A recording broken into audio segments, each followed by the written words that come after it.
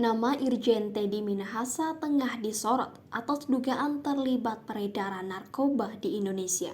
Irjen Teddy Minahasa kini telah ditangkap setelah terungkap keterlibatannya dalam peredaran narkoba.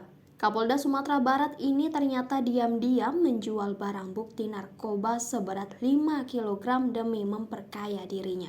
Di samping kasus narkoba tersebut, rupanya dulu Irjen Teddy Minahasa sempat menjadi koordinator pengamanan Presiden Jokowi.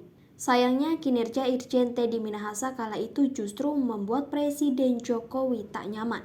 Hal tersebut terjadi saat Jokowi tersebut menjadi calon presiden atau capres pada pemilu presiden atau Pilpres 2014. Teddy adalah mantan Kapolres Malang dan mantan Kabid Registrasi dan Identifikasi Korlantas Polri. Kala itu, tim pengamanan Jokowi terdiri dari 42 personel polisi, termasuk Teddy selaku koordinator. Pengamanan Jokowi berubah 180 derajat lantaran lebih ketat dari sebelumnya.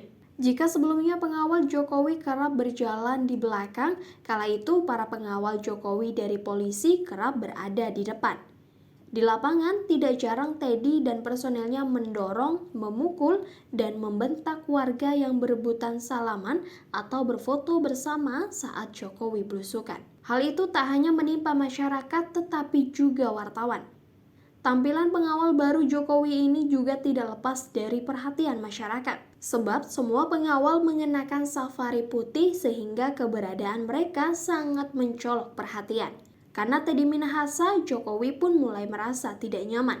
Ia menganggap hal tersebut persoalan serius. Ia lantas mengutarakan ketidaknyamanannya itu kepada awak media. Antara nyaman dan nyaman sih, ujar Jokowi di rumah transisi, Jalan Situbondo 10 Menteng, Jakarta Pusat, Senin 4 Agustus 2014. Kalau terlalu ketat, masyarakat banyak yang komplain. Saya tidak mau seperti itu, ucap dia. Jokowi sedianya telah memberitahukan pengawalnya untuk tidak menjaga dia berlebihan, apalagi saat tengah belusukan ke rakyat.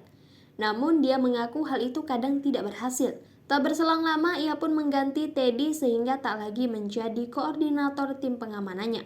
Hal itu dilakukan Jokowi usai dirinya diumumkan sebagai pemenang Pilpres 2014 oleh KPU. Saya hanya ingin tetap bisa mendengar rakyat, bisa salaman dengan rakyat, itu saja, ujar Jokowi kala itu.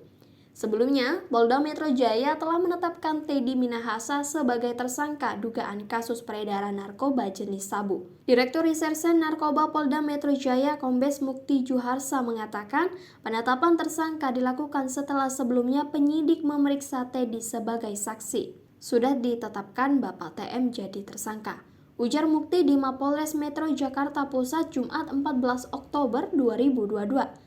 TM telah diperiksa sebagai saksi tadi malam. Sambungnya, setelah pemeriksaan tersebut, kata Mukti, penyidik langsung melakukan gelar perkara pada Jumat pagi.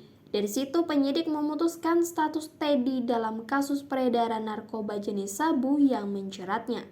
Dan tadi pagi kami telah melakukan gelar perkara dan menetapkan TM sebagai tersangka, kata Mukti. Teddy dijerat dengan pasal 114 ayat 2 subsidiar pasal 112 ayat 2 junto pasal 132 ayat 1 junto pasal 55 Undang-Undang Nomor 35 Tahun 2009 dengan ancaman hukuman maksimal hukuman mati dan hukuman minimal 20 tahun. Pungkasnya,